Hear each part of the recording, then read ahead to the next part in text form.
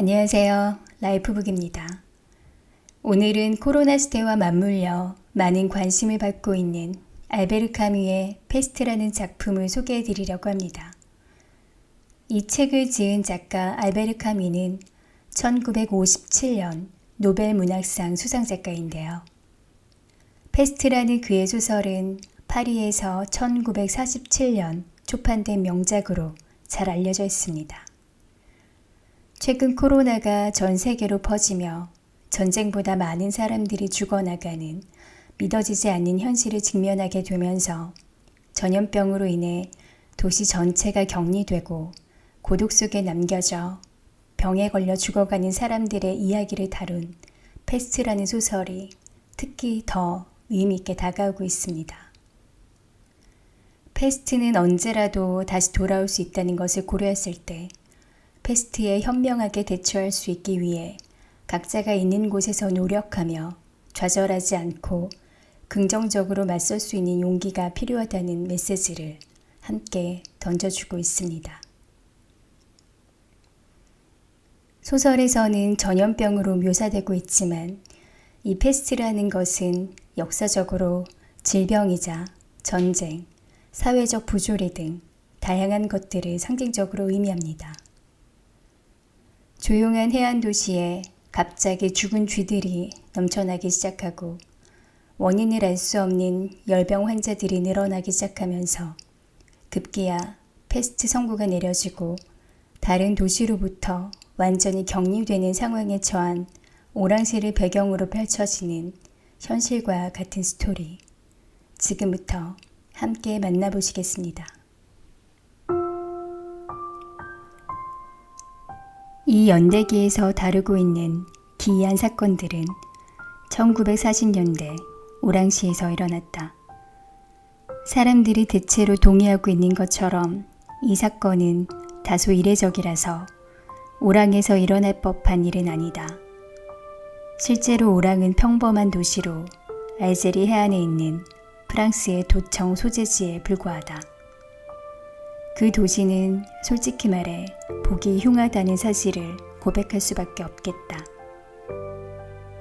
물론 겉보기에는 평온해서 이 도시와 세계 각지에 흩어져 있는 수없이 많은 상업 도시들이 어떻게 다른지 여러 방면에서 알아차리려면 시간이 좀 걸린다. 예를 들어 비둘기도 나무도 공원도 없는 도시, 새들이 날개짓하는 모습을 볼 수 없고 나뭇잎들이 바스락거리는 소리도 들리지 않는 도시. 한마디로 특징이 없는 장소를 어떻게 상상하도록 한단 말인가. 이곳에서 계절의 변화는 단지 하늘을 보고서야 알 수 있다. 공기의 질감이나 꽃피는 아이들이 교회에서 가져오는 꽃바구니를 통해 봄이 왔음을 가까스로 알게 되는 것이다. 사람들이 시장에서 팔고 있는 것이 바로 봄인 셈이다. 여름 내내 바짝 말라붙은 집에 불을 지르듯 태양이 이글거리고 뿌연재가 벽을 뒤덮는다. 그래서 사람들은 거창을 닫고 어둠 속에서 지내는 수밖에 없다. 반대로 가을에는 흙탕물이 홍수를 이룬다. 맑은 날은 겨울에나 비로소 찾아온다. 한 도시를 이해하려면 그곳에서 사람들이 어떻게 일하고 어떻게 살아가며 어떻게 죽는지를 알아보는 것이다. 우리의 작은 도시에서는 기의 영향인지 모르겠지만 이 모든 것들이 격렬하면서도 무심한 태도로 한꺼번에 이루어진다. 이를테면 이곳 사람들은 권태로워하고 습관이라도 가져보려고 애를 쓴다. 우리 시민들은 열심히 일을 하지만 그 이유는 언제나 부자가 되고 싶기 때문이다. 그들은 특히 장사에 관심이 많고 그들의 표현에 따르면 우선은 사업을 하며 시간을 보낸다. 물론 그들도 소소한 기쁨에 대한 흥미도 없지 않아서 여자와 영화, 해수욕을 좋아한다. 그러나 분별력 있게도 이런 쾌락들은 토요일 저녁이나 일요일로 미루어두고 주중의 다른 날에는 돈을 많이 벌려고 노력한다. 저녁에 퇴근하면 모두들 일정한 시간에 카페에서 모이거나 늘 같은 대로를 산책하고 아니면 집에 가서 발코니에 나와 앉는다. 젊은이들의 욕망은 격렬하고 짧은데 반해 나이 든 사람들의 취미생활은 고작 공굴리기 모임이나 친목의 회식, 큰 돈을 걸고 카드놀이를 하는 동호회 정도를 벗어나지 않는다. 어쩌면 혹자는 우리 도시만 특별히 그런 게 아니고 결국 현대인들이 다 그렇지 않느냐고 반문할지도 모른다. 하기야 오늘날에는 아침부터 저녁까지 일하고 그 다음에는 카드놀이를 하고 카페에서 소일하고 수다를 떨면서 남는 시간을 낭비하는 모습처럼 자연스러운 것도 없다. 그러나 이따금은 뭔가 다른 것이 있지 않을까 하는 예감이 드는 도시나 나라들이 있기도 하다. 물론 그런 예감이 들었다고 해서 그들의 삶이 변하지는 않는다. 그러나 예감만으로도 얻는 것이 있는 법이다. 한데 오랑은 그와는 정반대다. 오랑은 분명 아무것도 예감할 수 없는 도시, 말하자면 완전히 현대적인 도시다. 따라서 이 도시에서 사람들이 살아가는 방식을 정확히 설명할 필요도 없다. 남자들과 여자들은 이른바 우리가 흔히 성행위라고 부르는 것을 하면서 서로를 급속도로 탕진하거나 아니면 두 사람만의 기나긴 습관에 빠져든다. 양극단 사이에서 중간은 거의 찾아볼 수 없다. 이것 역시 이 도시만의 독특한 점은 아니다. 다른 곳도 마찬가지지만 오랑에서도 사람들은 시간이 없고 생각할 수도 없어서 사랑이 무엇인지 알지 못한 채 서로를 사랑할 수밖에 없는 것이다. 우리 도시가 지닌 보다 특이한 점이 있다면 그것은 죽을 때 어려움을 겪는다는 사실이다. 하긴 어려움이라는 용어는 적절하지 않고 불편함이라고 하는 편이 더 정확한지도 모르겠다. 병든다는 것은 절대로 기분 좋은 일이 아니다. 하지만 사람들이 병들었을 때 지지해주는, 다시 말해 몸을 내맡길 수 있는 도시와 나라가 있다. 병자는 관심을 필요로 하고 무엇인가에 의지하고 싶어 한다. 그것은 아주 자연스러운 일이다. 그러나 오랑에서는 극단적인 기후, 이곳에서 이루어지는 중요한 사업들, 보잘것없는 도시 환경, 짧은 석양, 쾌락의 특성 등을 고려해보면 모든 점에서 좋은 건강 상태가 요구된다. 이곳에서 환자는 아주 고독하다.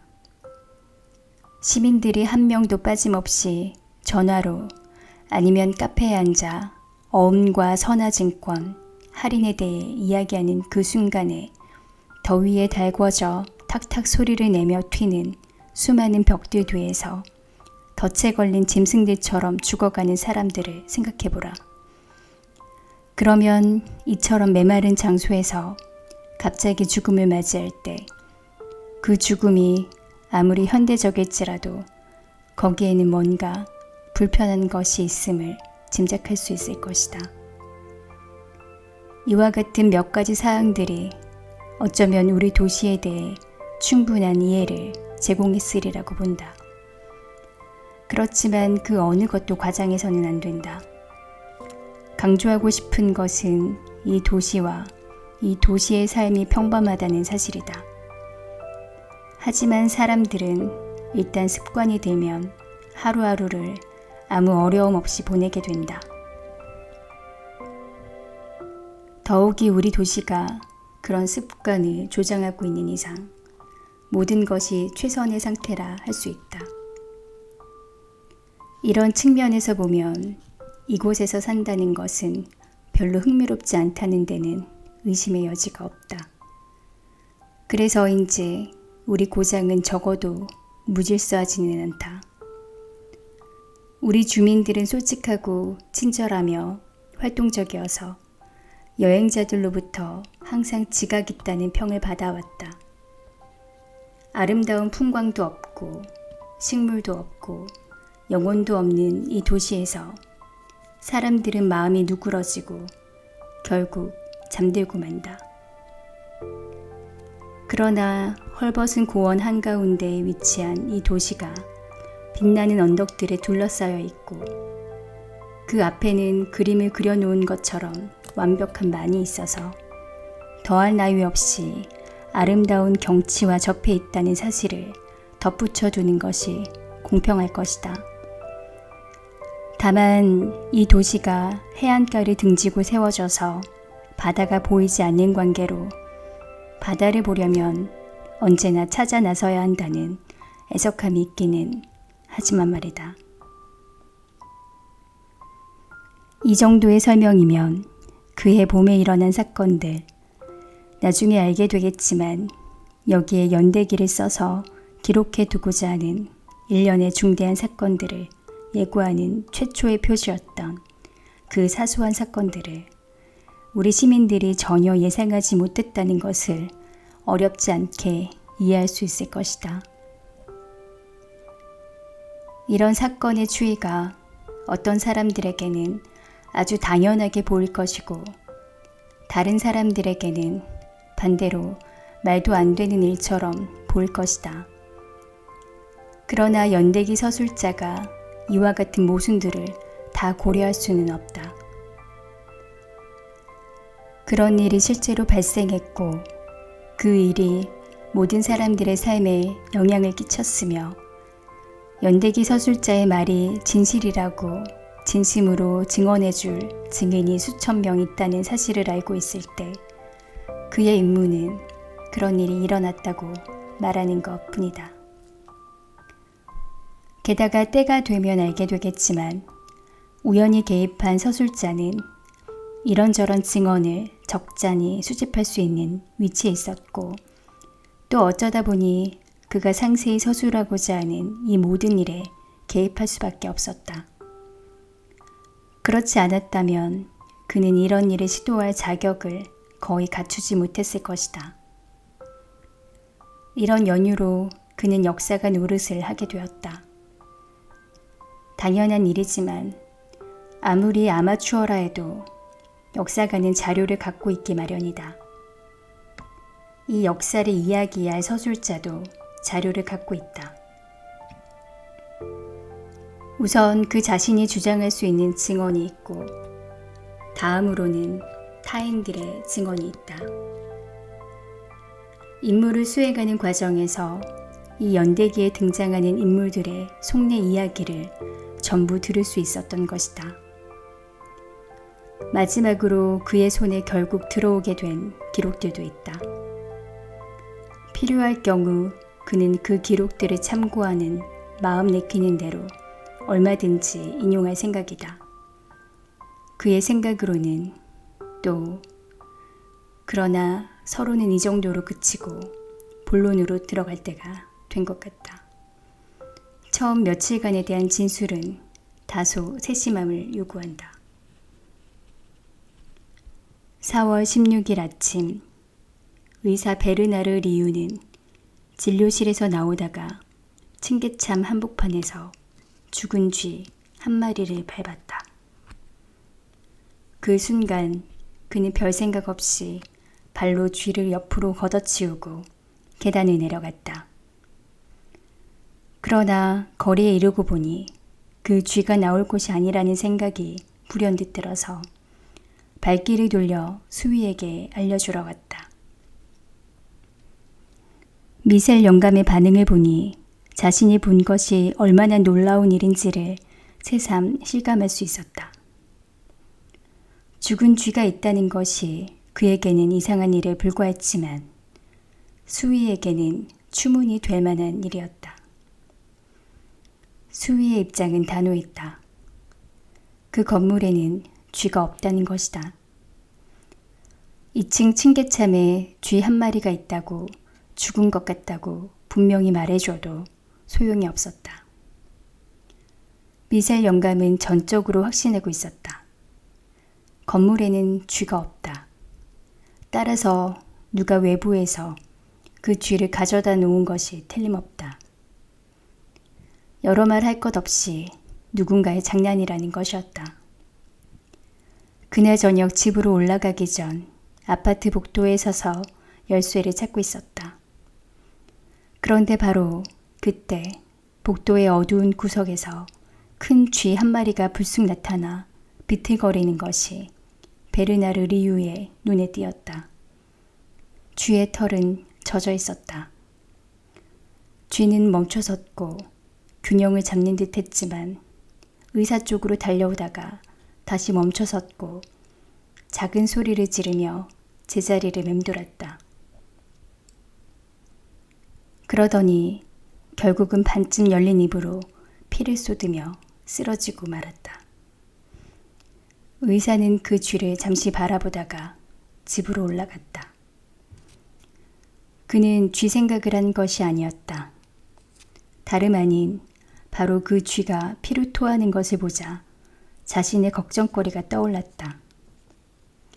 1년째 앓고 있는 아내가 이튿날 산에 있는 요양원으로 떠나기로 되어 있었다. 침실로 가보니 그녀는 여행하면서 피곤해질 것에 대비해 그가 시킨 대로 침실에 누워 있었다. 그녀가 미소를 지으며 말했다. 기분이 참 좋아요. 의사는 아내를 바라보았다. 아내는 침대 머리맡에 램프 빛을 받으며 그가 있는 쪽으로 얼굴을 돌리고 있었다. 30살에 얼굴에는 병색이 완연했지만 리유에게는 항상 젊은 시절의 얼굴로 보였다.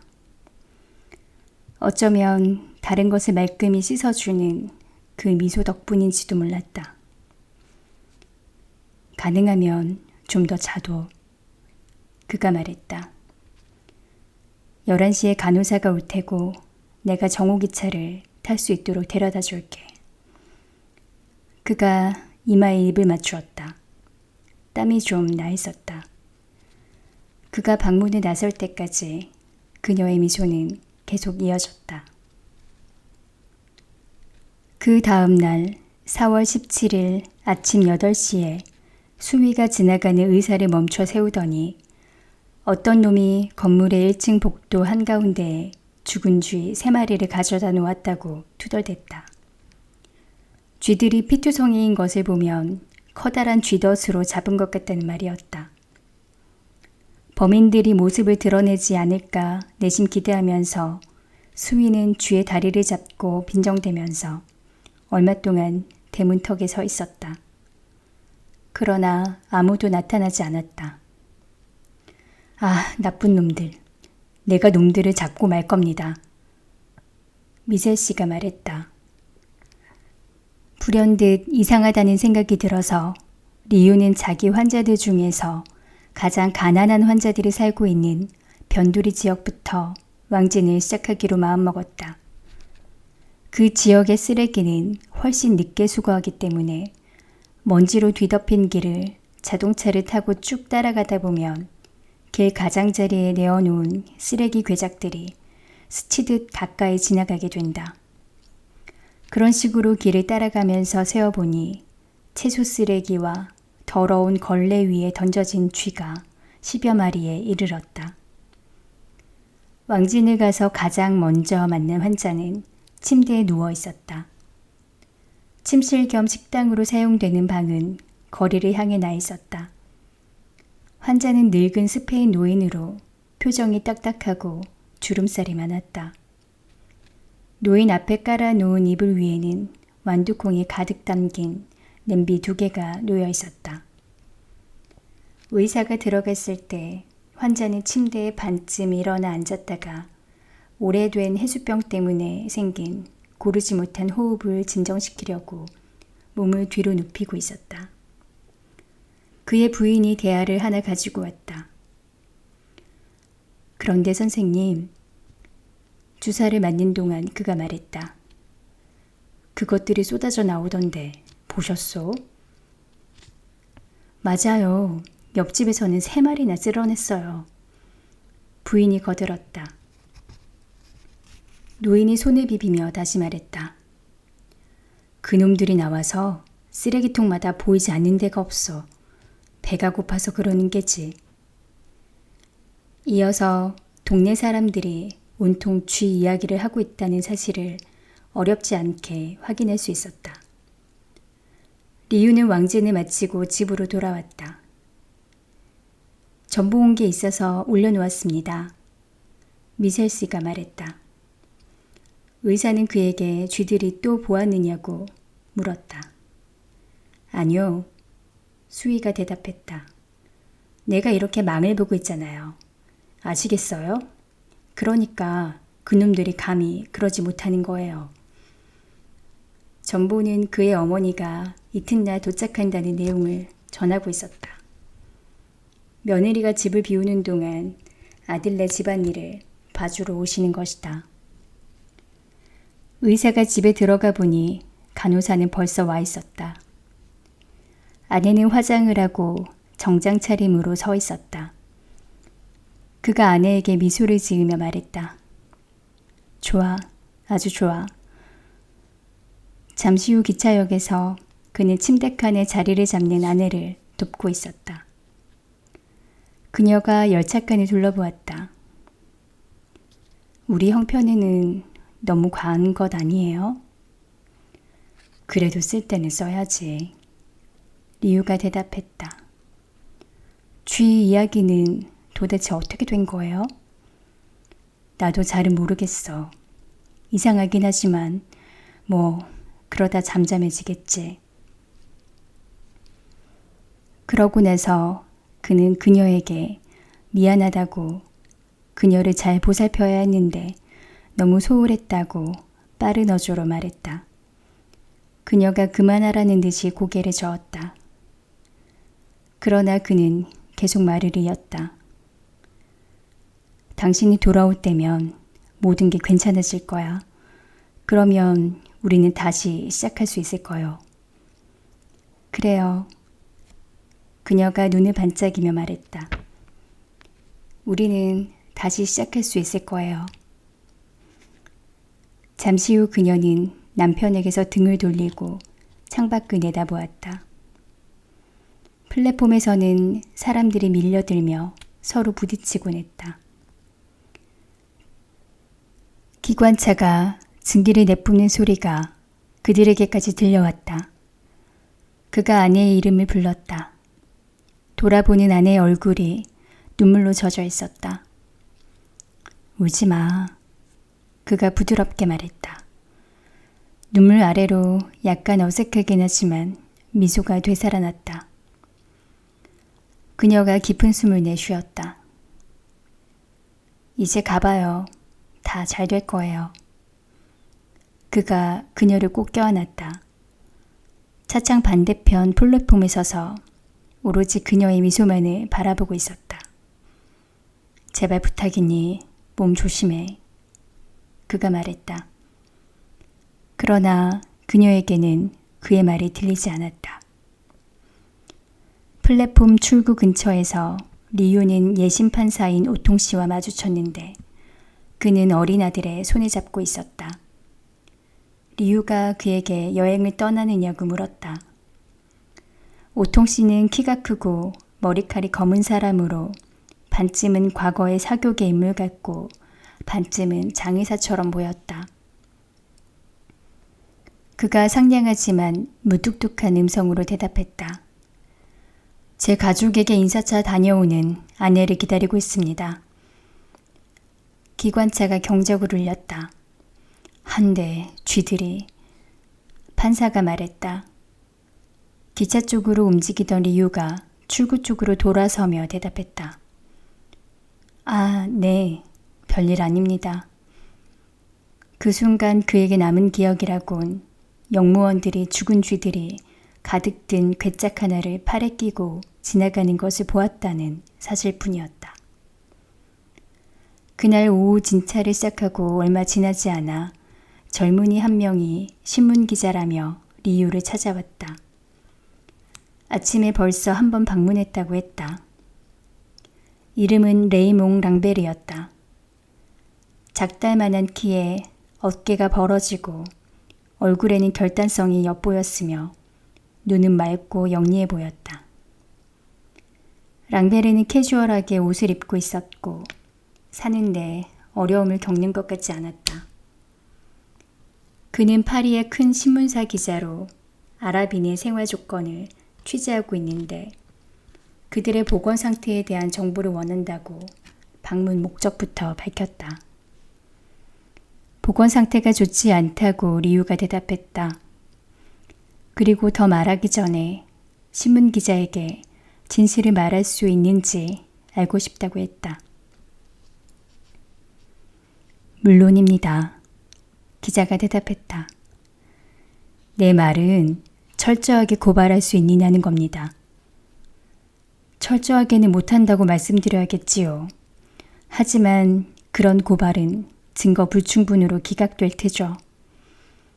그러자 리우는 부드러운 어조로 사실 그런 고발은 증거 불충분으로 기각될 테지만 그가 사실을 제한 없이 전적으로 취재할 수 있는지 없는지를 알고 싶었을 뿐이라고 덧붙였다.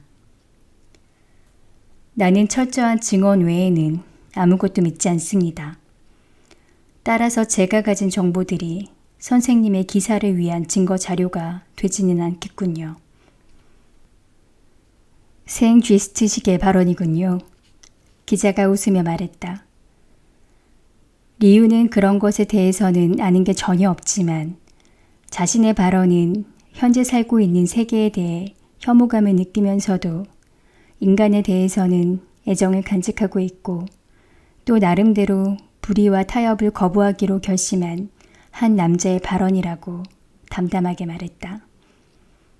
랑베르는 목을 움츠리고 의사를 바라보았다. 무슨 말씀인지 이해할 수 있을 것 같습니다. 마침내 그가 이렇게 말하며 몸을 일으켰다. 리우가 문 쪽으로 가는 그를 배웅하며 말했다. 그렇게 이해해 주시니 감사합니다. 랑베르는 짜증이 난 듯했다. 그럼요. 그가 말했다. 이해합니다. 폐를 끼쳐서 죄송합니다. 악수를 하고 나서 리우는 최근 오랑에서 죽은 쥐가 많이 발견되고 있는데 그것에 대해 흥미로운 기사를 쓸 수 있을 거라고 말해주었다. 아, 흥미로운데요.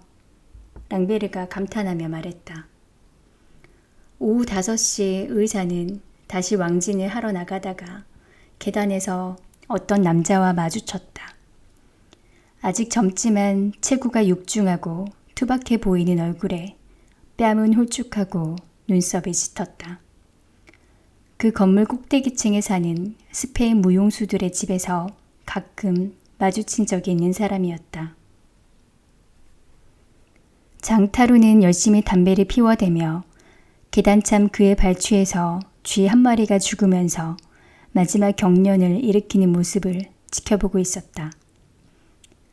그는 회색 눈을 들어 침착하지만 약간 강렬한 시선으로 의사를 바라보며 인사하고는 이렇게 쥐가 나타나다니 참 이상한 일이라고 덧붙였다. 네, 리우가 말했다. 하지만 결국엔 성가신 일이 되고 말 거예요. 어떤 의미에서는요, 선생님. 이런 걸 한 번도 본 적이 없거든요. 그래서 그런 거예요. 아무튼 내가 볼 때는 참 흥미로워요. 그래요. 아주 흥미로워요. 타루는 머리카락에 손을 넣어 뒤로 쓸어 넘기더니 다시 쥐를 내려다보았다. 쥐는 이제 움직이지 않았다. 그가 리우에게 미소를 지었다. 하지만 결국은 이건 특히 수위가 걱정할 일이지요. 마침 수위가 아파트 출입구 옆 벽에 등을 기대고 서 있는 것이 리우의 눈에 띄었다. 평소 혈색 좋던 얼굴에 피곤한 기색이 역력했다. 쥐가 또 나타났다고 알려주자 미셀 영감이 리우에게 말했다. 네, 저도 알고 있어요. 이제는 2-3마리씩 한꺼번에 나타나요. 하지만 다른 건물도 마찬가지예요. 그는 풀이 죽고 걱정이 많아 보였다. 그가 기계적인 몸짓으로 목을 문질렀다. 리우가 그에게 몸은 괜찮으냐고 물었다. 당연한 일이지만 수위로서는 괜찮지 않다고 대답할 수는 없는 처지였다. 단지 마음이 편치 않을 뿐이었다. 그의 생각에는 기분 탓이었다. 쥐 때문에 충격을 받았으니 쥐들이 없어져야 모든 것이 좋아질 것 같았다. 그러나 다음 날인 4월 18일 아침, 역에서 어머니를 모시고 와보니 미셀 씨의 얼굴은 더 초췌해져 있었다. 지하 창고부터 다락에 이르기까지 계단이라는 계단에 쥐 10여 마리가 널려 있었던 것이다. 이웃집 쓰레기통도 쥐로 가득 찼다고 했다. 의사의 어머니는 그 소식을 듣고도 놀라는 기색이 없이 이렇게 말했다. 그럴 수도 있지. 그녀는 까맣고 부드러운 눈동자에 은발의 자그마한 부인이었다. 너를 다시 보니 기쁘구나, 베르나르. 그녀가 말했다. 너를 만나는데 쥐쯤이야 뭐 대수겠니? 그도 그 말을 인정했다. 어머니와 함께 있으면 실제로 모든 일이 항상 쉬워 보였다. 그래도 시청의 쥐 소탕과에 전화를 걸어보았다. 담당자를 알고 있었다. 쥐들이 떼를 지어 밖에 나와 죽는다는 이야기를 그도 들어서 알고 있을까? 담당자인 메르시에는 그 이야기를 들은 것은 물론이고 부둣가에서 멀지 않은 자기 사무실에서도 쥐 50여 마리를 발견했다고 말했다. 그러면서도 그것이 정말 심각한 일인지에 대해서는 판단을 내리지 못하고 있었다. 뭐라고 결정적으로 말할 수는 없지만 리우는 쥐 소탕과에서 개입해야 한다고 생각하고 있었다. 그래, 지시만 있으면 가능하지. 메르시에가 말했다. 자네가 정말로 그래야 한다고 생각한다면 지시가 내려오도록 내가 한번 손을 써볼 수도 있는데. 어쨌든 해볼 필요는 있는 것 같아. 리우가 말했다. 조금 전에 남편이 일하는 큰 공장에서 죽은 쥐 수백 마리를 수거했다고 가정부가 리우에게 알려주었던 것이다. 어쨌든 대충 이 무렵부터 우리의 시민들은 불안해하기 시작했다. 18일부터 공장과 창고에서 죽은 쥐가 수백 마리나 쏟아져 나온 것이다. 어떤 경우에는 쥐들이 저절로 죽는데 시간이 너무 많이 걸려서 죽일 수밖에 없었다. 변두리에서 시내 중심가에 이르기까지 리우가 다니는 곳이나 시민들이 모이는 곳이면 어디든 쥐들이 쓰레기통에 무더기로 쌓인 채 아니면 도랑 속에 길게 줄을 지어 기다리고 있었다. 바로 그날부터 석간신문들이 이 문제를 집중적으로 다루면서 시 당국은 행동할 용의가 있는가, 구역질 나는 쥐떼로부터 시민들을 보호하기 위해 긴급 대책을 검토하고 있는가 하고 문제를 제시했다.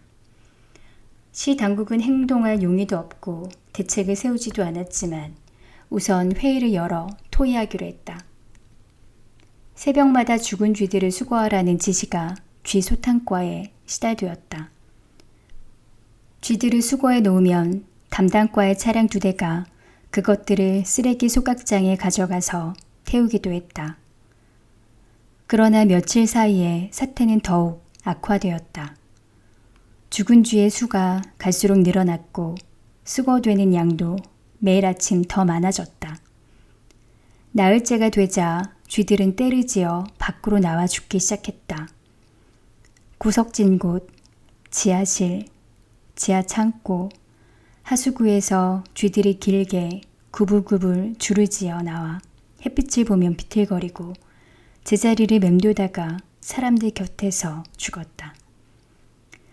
밤이면 복도나 골목에서 쥐들이 죽어가는 소리가 작지만 분명하게 들려왔고 아침이면 변두리 지역의 개천바닥에 쥐들이 뾰족한 주둥이에 작은 꽃 같은 피를 묻힌 채 질비하게 널려 있었다. 어떤 놈은 퉁퉁 불어서 죽어가고 어떤 놈은 몸이 뻣뻣하게 굳은 채 아직도 수염이 빳빳이 서 있었다. 시내에서도 층계참이나 앞마당에 쥐들이 작은 무더기를 이루며 쌓여있는 것이 눈에 띄었다.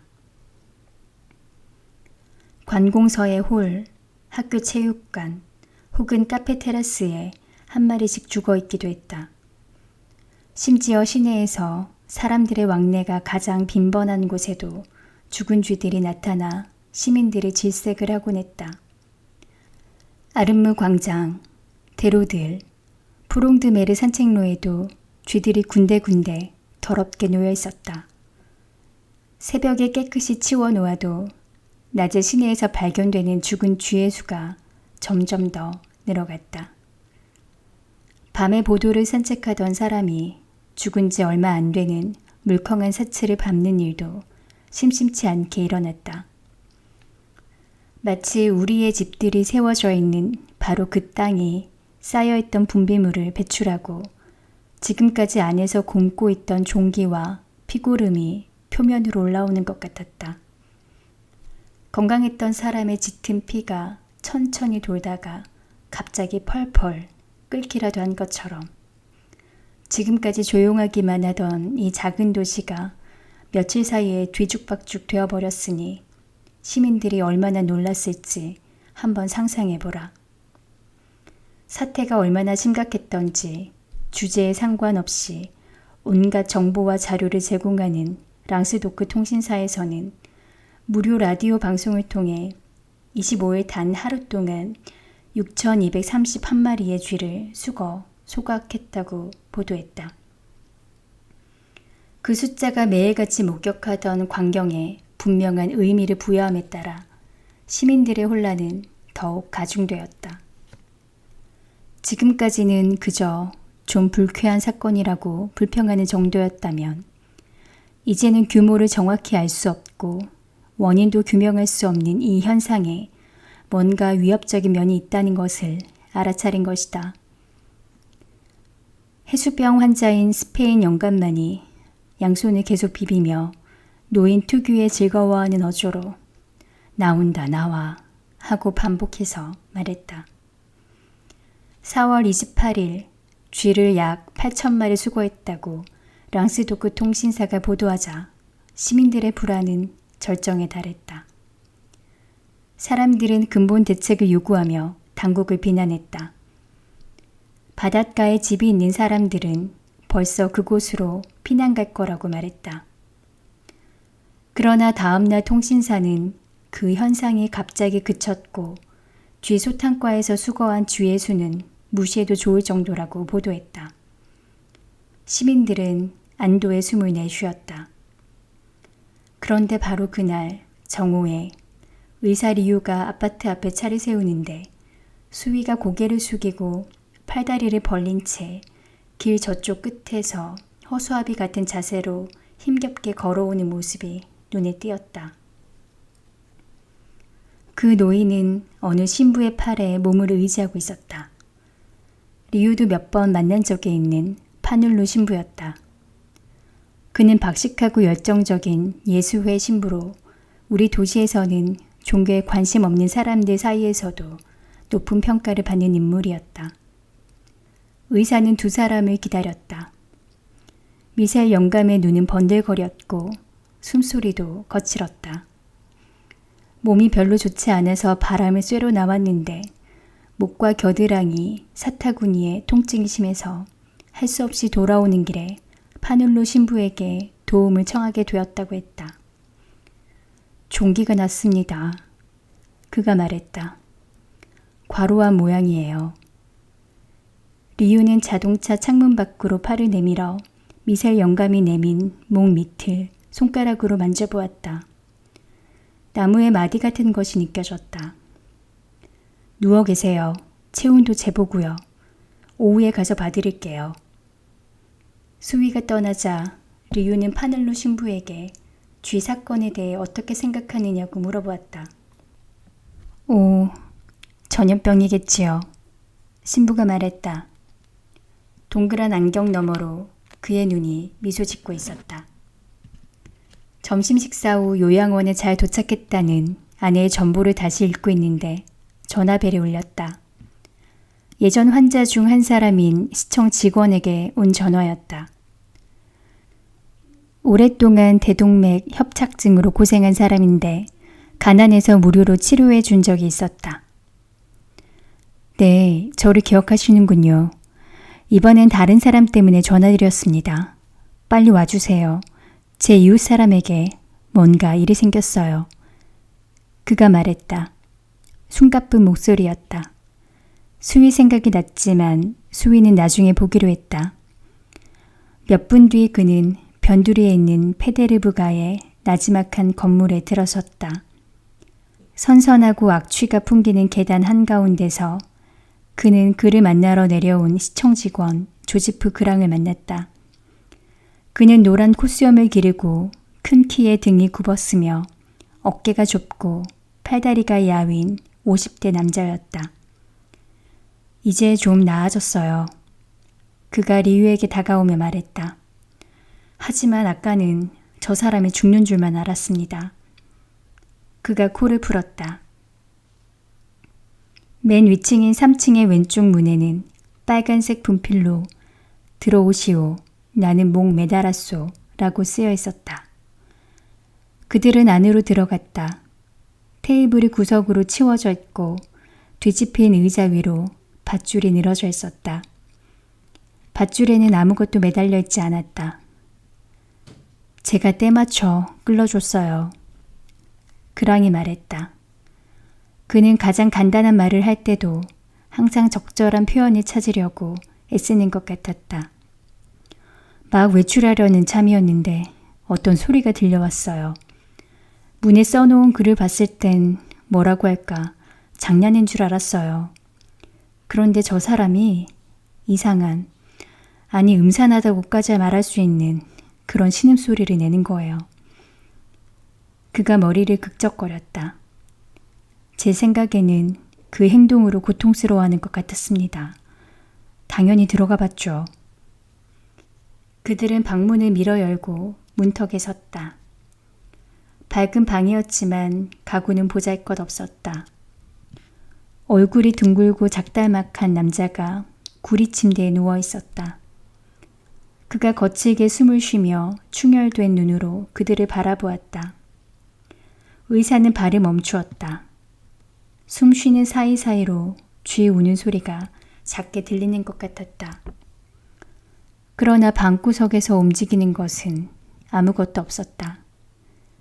리유가 침대 쪽으로 다가갔다. 환자는 아주 높은 곳에서 떨어진 것도 아니고 갑자기 떨어진 것도 아니어서 척추는 괜찮았다. 물론 지식 증상은 약간 있었다. 엑스레이 사진을 찍어볼 필요가 있을 것 같았다. 의사는 강심제를 한 대 놓아주고 나서 며칠 후면 회복될 거라고 말했다. 고맙습니다, 선생님. 남자가 억눌린 목소리로 말했다. 리유는 그랑에게 경찰서에 신고했느냐고 물었다. 그러자 그는 당황한 표정을 지었다. 아니요, 안 했습니다. 그가 말했다. 제 생각에 가장 급한 일은 물론이죠. 리유가 그의 말을 잘랐다. 그럼 제가 신고하겠습니다. 바로 그때 환자가 안절부절 못하더니 침대에서 몸을 일으키고는 자기는 아무렇지 않으니 그럴 필요가 없다고 주장했다. 진정하세요. 리유가 말했다. 대수롭지 않은 일이니 안심해도 돼요. 그리고 나로서는 꼭 신고를 해야 하고요. 사내가 외쳤다. 그는 몸을 풀썩 뒤로 눕히더니 작은 소리를 내며 흐느꼈다. 얼마 전부터 콧수염을 만지작거리던 그랑이 그의 곁으로 다가와 말했다. 이봐요, 코타리 씨. 생각 좀 해보세요. 만약 당신이 또 그런 짓을 하면 사람들이 의사에게 책임지라고 할 수도 있잖아요. 그러자 코타르는 눈물을 흘리며 다시는 그런 짓을 하지 않을 거라고, 순간적으로 정신이 나가서 그런 것뿐이니 자기를 가만히 내버려두면 좋겠다고 말했다. 리유는 처방전을 썼다. 알았습니다. 그가 말했다. 이 일은 그냥 놔두기로 하지요. 2, 3일 후에 다시 올게요. 하지만 어리석은 짓은 하지 마세요. 칭계참에서 그는 그랑에게 자기는 신고할 수밖에 없는 입장이지만 형사에게 이틀쯤 지난 후에나 조사해달라고 부탁하겠다고 말했다. 오늘 밤에 저 사람도 돌봐줘야 할 텐데 가족은 있나요? 가족이 있는지는 잘 모르겠어요. 하지만 제가 간호하면 됩니다. 그랑이 머리를 끄덕였다. 분명히 말씀드리지만 저 사람도 제가 잘 안다고 말할 수는 없습니다. 하지만 서로 도와야 하죠. 복도에서 리우는 무의식적으로 구석진 쪽을 살펴보았다. 그리고 그랑에게 이 동네에서 쥐들이 완전히 사라졌느냐고 물었다. 시청 직원은 아는 바가 전혀 없었다. 그런 이야기를 들은 적이 있긴 하지만 사실 동네 소문에는 별로 관심이 없었던 것이다. 다른 걱정거리가 있어서요. 그가 말했다. 리우는 서둘러 그랑과 악수를 했다. 수위를 본 후에 아내에게 편지를 쓸 생각으로 마음이 바빴다. 석간신문 가두 판매원들이 쥐들의 습격이 중단되었다고 외치고 있었다. 그러나 리우가 가서 보니 수위는 한 손으로 배를 움켜쥐고 다른 손은 목덜미에 댄 채 상반신을 침대 밖으로 내놓고 무척 괴로워하며 불그스름한 담즙을 뽑아내듯 오물통에 토하고 있었다. 그렇게 매우 오랫동안 애를 쓰더니 숨을 헛떡이며 다시 자리에 누웠다. 체온이 39.5도였다. 목이 림프절과 사지가 부어올랐고 옆구리에는 거무스름한 반점 2개가 번지고 있었다. 이제는 배가 아프다며 신음소리를 냈다. 몸이 쑤셔. 그가 말했다. 이 망할 것이 막 쑤셔댄다고. 검게 타버린 듯한 입으로 그는 알아듣기 힘든 말들을 중얼거렸다. 그는 튀어나온 두 눈을 의사에게로 돌렸는데 두통 때문에 눈물이 맺혀 있었다. 수위의 아내가 불안해하며 말없이 서 있는 리유를 쳐다보았다. 선생님, 어떻게 된 건가요? 여자가 물었다. 여러 가지로 볼 수 있지만 확실한 것은 아직 아무것도 없습니다. 오늘 저녁까지는 금식을 하고 정열제를 쓰도록 하지요. 물을 많이 마시게 하세요. 마침 수위는 갈증이 나서 견딜 수 없을 정도였다. 집으로 돌아와서 리우는 그 도시에서 가장 유력한 의사 중 한 사람인 동료 의사 리샤르에게 전화를 걸었다. 아닙니다. 리샤르가 말했다. 특별한 점은 전혀 없었어요. 국부염증을 동반한 반열 같은 것도 없었나요? 아, 그러고 보니 림프절에 염증이 무척 심한 환자가 둘 있었습니다. 비정상적이던가요? 글쎄요, 아시다시피 정상이라는 것이 리샤르가 말했다. 어쨌든 그날 저녁 수위는 헛소리를 하고 열이 40도까지 오르는 가운데 쥐들을 향해 저주를 퍼부어댔다. 리유는 고정농양 치료를 시도했다. 테레비뉴 주사에 타는 듯한 통증 때문에 수위는 고함을 질렀다.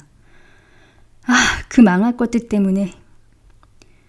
림프절은 전보다 더 크게 부어올랐고 손으로 만져보니 딱딱하고 단단한 심이 생겨 있었다. 수위의 아내는 제정신이 아니었다. 밤새 잘 지켜보세요. 의사가 그녀에게 말했다.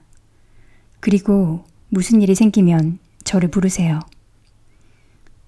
그 다음 날인 4월 30일 비가 올 듯 푸르고 눅눅한 하늘에는 벌써 훈훈한 바람이 불고 있었다. 먼 교회 쪽에서 꽃향기가 바람에 실려왔다. 아침에 들려오는 거리의 소음이 보통 때보다 더 활기차고 유쾌하게 느껴졌다. 지난 일주일 내내 어렴풋한 걱정에 사로잡혀 있다가 벗어나서 그런지 이 조그만 도시의 사람들에게는 그야말로 새로운 날이었다. 리우도 아내의 편지를 받고 안심이 되어 가벼운 마음으로 수위의 방으로 내려갔다. 실제로 그날 아침에는 열이 38도로 내려가 있었다. 쇠약해진 채 환자가 침대에 누워 미소를 지었다. 나아지는 거죠, 그렇죠? 선생님? 수위의 아내가 물었다. 좀 두고 보죠. 그러나 정오가 되자 열은 단번에 40도까지 올랐다. 환자는 끊임없이 헛소리를 하고 다시 토하기 시작했다. 목의 림프절은 건드리기만 해도 아파서 수위는 가능한 한 머리를 몸에서 멀리 떼어두고 싶어 하는 것 같았다. 수위의 아내는 침대 발치에 앉아 이불 위에서 두 손으로 환자의 발을 살짝 잡고 있었다. 그녀가 리우를 바라보았다. 잘 들으세요. 리우가 말했다. 환자를 격리해 특수 치료를 해야겠습니다. 병원에 전화를 걸어 구급차로 이송해야겠어요. 2시간 뒤 의사와 여자는 구급차 안에서 환자를 굽어보고 있었다. 진균성 종양들로 뒤덮인 환자 입에서 단편적인 말들이 새어나왔다. 쥐들. 얼굴이 푸르스름하고 입술에는 핏기가 없었다. 눈꺼풀은 낯빛으로 창백했고 호흡도 불규칙하고 짧았으며 림프절 때문에 도무지 몸을 편안히 하지 못했다. 수위는 간이 침대를 몸에 뒤집어 쓰려는 듯 또는 땅속 깊은 곳에서 나온 무엇인가가 그를 끊임없이 부르기라도 하는 듯 간이 침대에 쪼그리고 누워 보이지 않는 무게에 짓눌려 숨막혀 하고 있었다. 그의 아내가 눈물을 흘리며 말했다. 더 이상 희망이 없는 건가요, 선생님? 돌아가셨습니다. 리우가 말했다.